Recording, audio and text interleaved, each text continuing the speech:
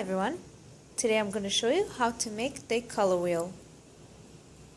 Tools that you need to make this color wheel. First thing you need is Bristol paper, a T-square, and you're going to need your three basic colors. You need primary red, primary yellow, and primary blue. You're going to need your Winsor & Newton number 7, 2, and you're going to need a compass and your plate set and your water. It's the color wheel to be exactly in the middle. Now how do we know how to do the middle? She actually gave us this trick where we used 2 T-squares and we lined them up and we would tape it over here. Now I don't actually have another T-square, but if you can imagine this would be like another T-square.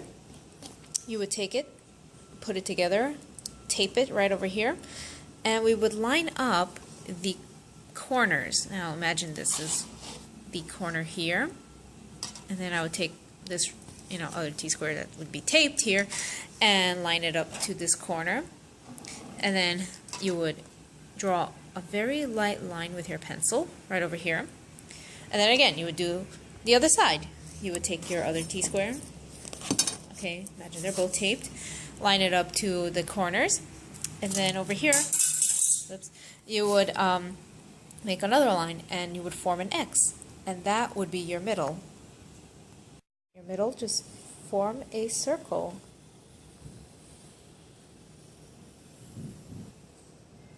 So the next step we want to do is we want to take our compass and place it on any part of the circle.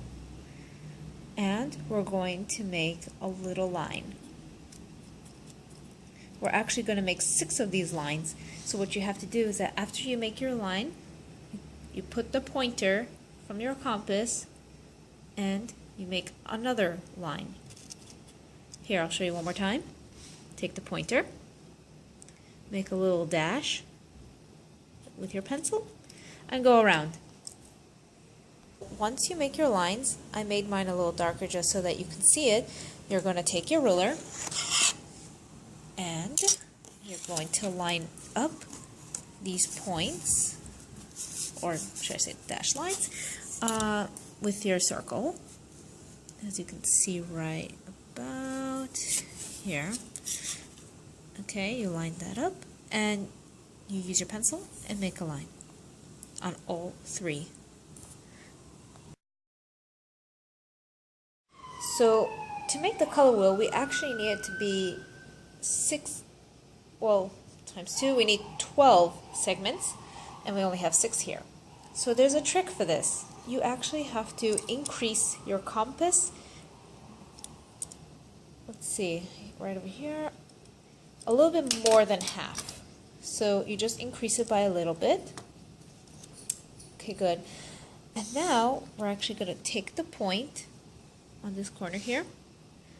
Here, this is actually a little too much. You'll see in a moment. Here we go. So we take this point and we make a little dash here on the inside of your circle. And then we make a little dash on the outside of your circle. Now for the purpose of making this video, I'm actually making the pencil streak a little bit darker, but you definitely should go light on this one. Okay, so where am I going with this? After this point on the circle, go to the neighboring one over here. And now we're going to form an X from the outside. And we're going to swing it by and form an X on the inside of the circle. Okay, whoops. Here we go. You see now, this is how you know that it's going to come out as a half. We're only going to do half of the circle with these X marks over here and over here. You don't have to do it over here, over here.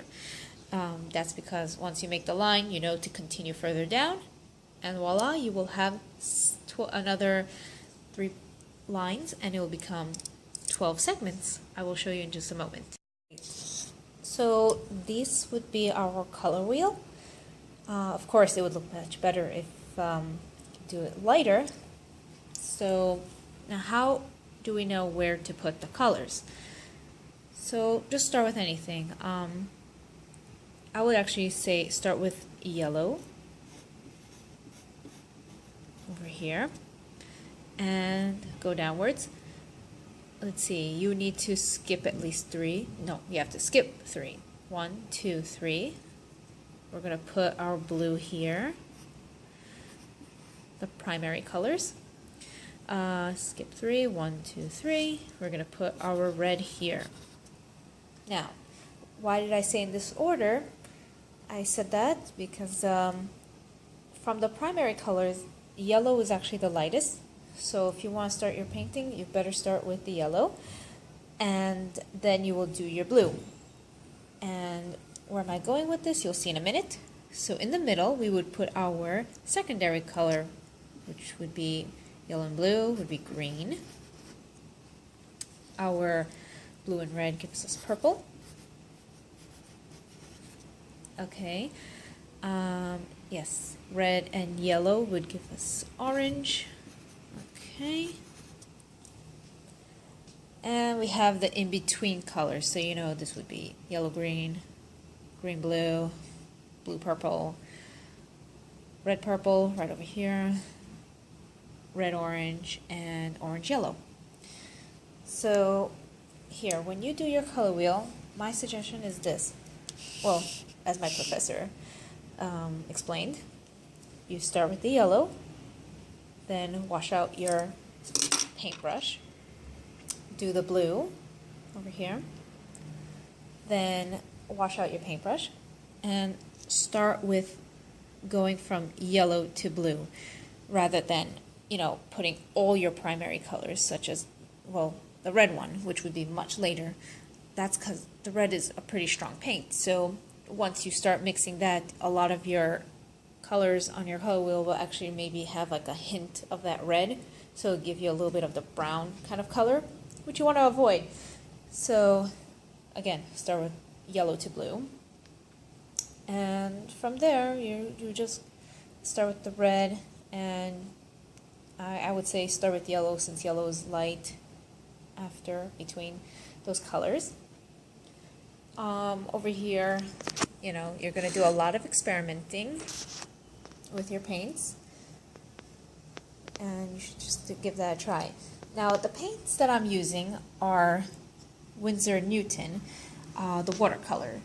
So to get the right colors and for the better performance, this one comes out kind of, I would say, rather hard. So have water droplets on the side. I'll show you your water, and mix the paint as you go. You know, you put your colors, mix it, and make sure to add water as you go, otherwise it would come out too coarse. Another tip I want to give you for making your color wheel is that in the case that you're working with watercolor paints, avoid touching the center, the circle in general with your fingertips, as they have oils, so you know they would separate, and you want to avoid that when you're painting your color wheel. All right, so good luck with that.